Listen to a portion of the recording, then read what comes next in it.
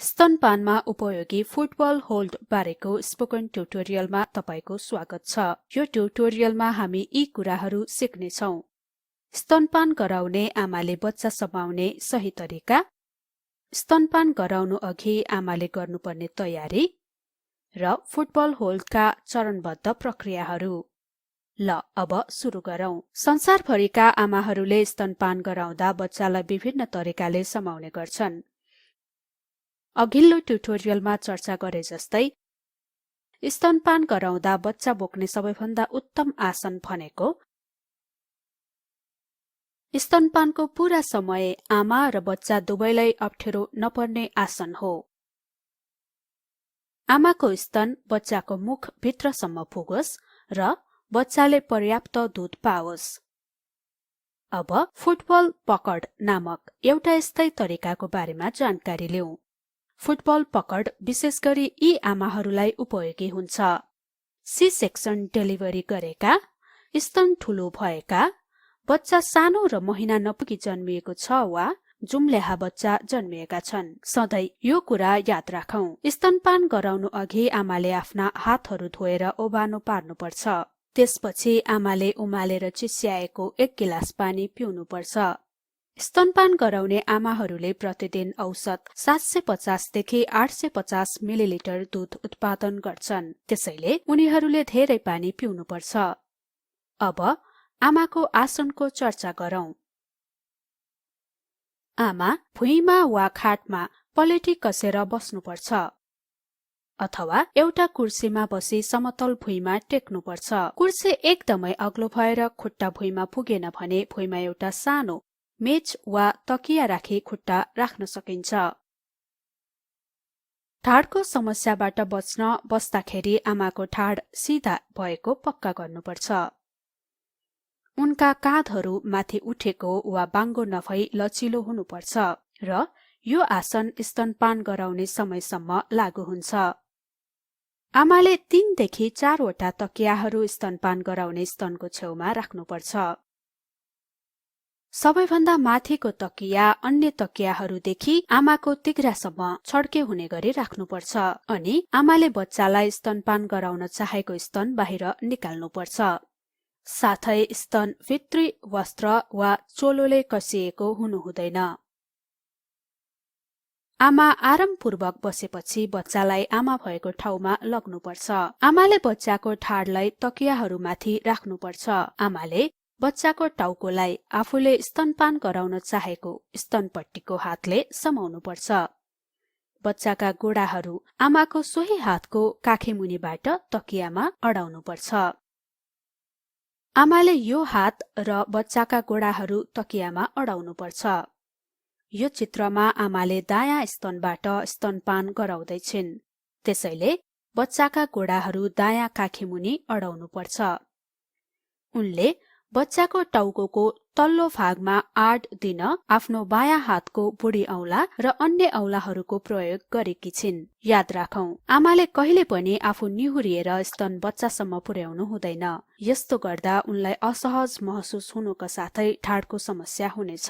उनले आफ्नो ढाड सधैं सिधा राखी बच्चाले स्तन फेट्ने गरी बच्चालाई उचाल्नुपर्छ। अब बच्चाको टाउको समाउने आमाका औंलाहरूका उचित स्थानहरूबारे जानकारी लिऊ। आमाको बुढी औंला बच्चाको एउटा कानको पछाडि हुनुपर्छ भने बाँकी औंलाहरू अर्को कानको पछाडि हुनुपर्छ। उनले आफ्ना औंलाहरू बच्चाको कान पछाडिबाट घाँटीतिर सार्नु हुँदैन। उनको नाडी भने बच्चाको काँधको बीचमा रहनुपर्छ। उनले बच्चाको टाउकोमा आफ्नो हातले जोड दिनु हुँदैन।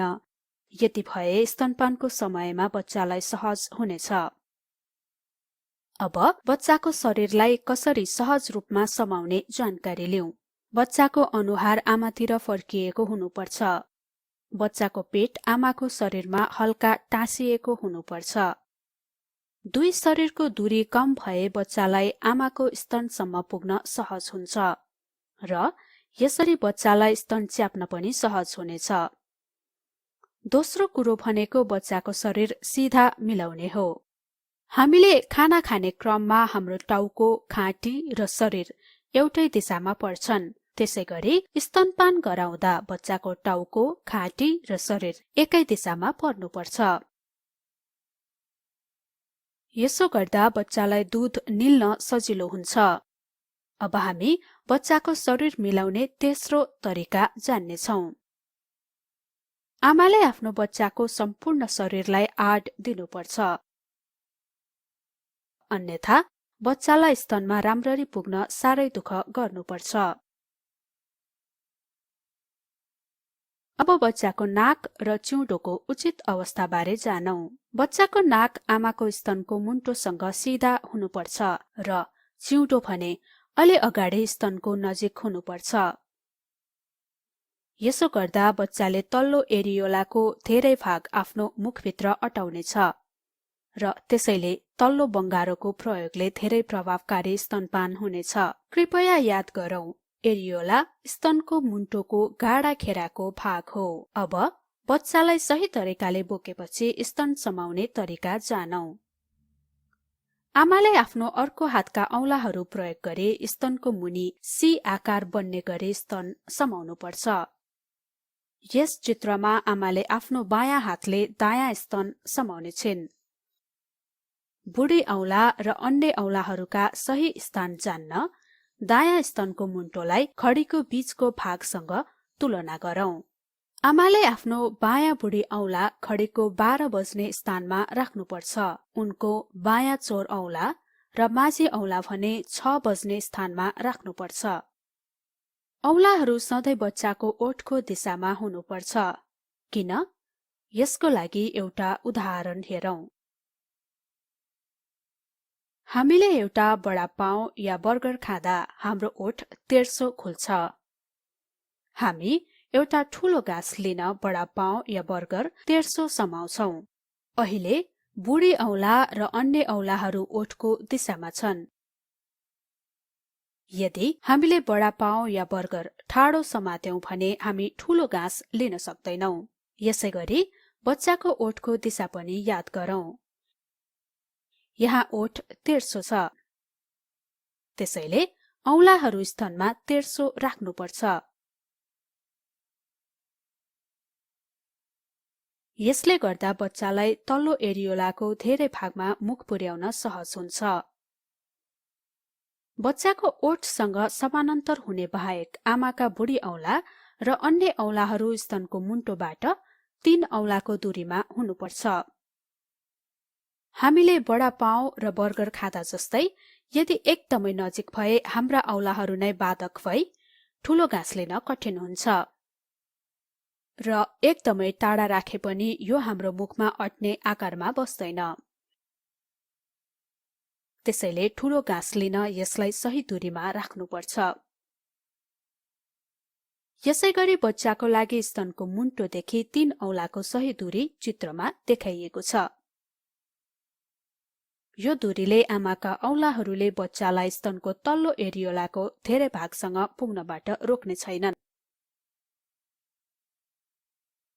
आमाले स्तनको मुन्टो मात्र थिच्दा कम दूध दिने हुनाले एरियोला तल रहेका दूधका नलीहरू पनि थिच्नुपर्छ, जसले गर्दा धेरै दूध बाहिर आउँछ र बच्चाको मुख उचित तरिकाले स्तनमा बस्न स्तनको आकार सही बन्नेछ। याद गरौं, आमाको बुढी औंला स्तनको माथिल्लो भागमा हुनुपर्छ र उनका 2 औंलाहरू चित्रमा देखाए झैं स्तनको तल्लो भागमा हुनुपर्छ। अब फेरि बडा पाउ र बर्गरको उदाहरण प्रयोग गरौं। बडा पाउ या बर्गर राम्ररी समातेपछि हामी ठूलो घाँस लिन अलिकति थिच्ने गर्छौं। त्यसैगरी आमाले आफ्नो सी आकारको पकडबाट स्तनमा हल्का थिच्नुपर्छ। यसरी बच्चालाई स्तनको ठूलो भाग मुखमा लिन सजिलो हुन्छ। तर यो याद राखौं, आमाले आफ्नो स्तन कैंची आकारमा थिच्न भने हुँदैन। कैंची आकारमा थिच्नाले स्तन घोचिने र बच्चाले मुन्टो मात्र चुस्न पाउँछ। साथै यो पक्का गरौं कि थिच्दाखेरि स्तनमा सबै औंलाहरूको बराबर जोड परोस्, नत्र भने स्तनको मुन्टो दायाँ बायाँ भई बच्चाको पहुँचभन्दा बाहिर जान सक्छ। कहिलेकाहीँ आमाले बच्चालाई भिन्नै तरिकामा बोक्न मन लाग्न सक्छ। यो चित्रमा बच्चा आमातिर फर्किएको छैन। बच्चाको टाउको स्तनको तलबाट नभएर छेउबाट स्तन नजिक लगिन्छ। यहाँ बच्चाको ओठ ठाडो छ, त्यसैले आमाले आफ्ना औंलाहरू स्तनमा ठाडो हुने गरी यू आकारमा राख्नुपर्छ। याद राखौं, कुनै पनि स्तनपान गराउने आसनमा स्तन समाउने हातका औंलाहरू बच्चाको ओठको दिशामा हुनुपर्छ। अहिले बच्चा फुटबल पकडमा छ र स्तनपानको लागि मुख जोड्न तयार छ। बच्चासम्म स्तन पुर्याउने सही तरिकाको बारेमा यसै श्रृंखलाको अर्को ट्युटोरियलमा चर्चा गरिएको छ। सही तरिकाले बच्चाको मुख स्तनसम्म पुर्याएपछि र यदि स्तन धेरै भारी छैन भने आमाले स्तनबाट आफ्नो हात निकालेर त्यसलाई त्यतिकै छोड्न सक्छिन्। यसरी हामी यो ट्युटोरियलको अन्त्यमा आएका छौं। आईआईटी बम्बेको तर्फबाट म मन्दिरा थापा बिदा हुँदैछु। सहभागिताको लागि धन्यवाद। नमस्कार।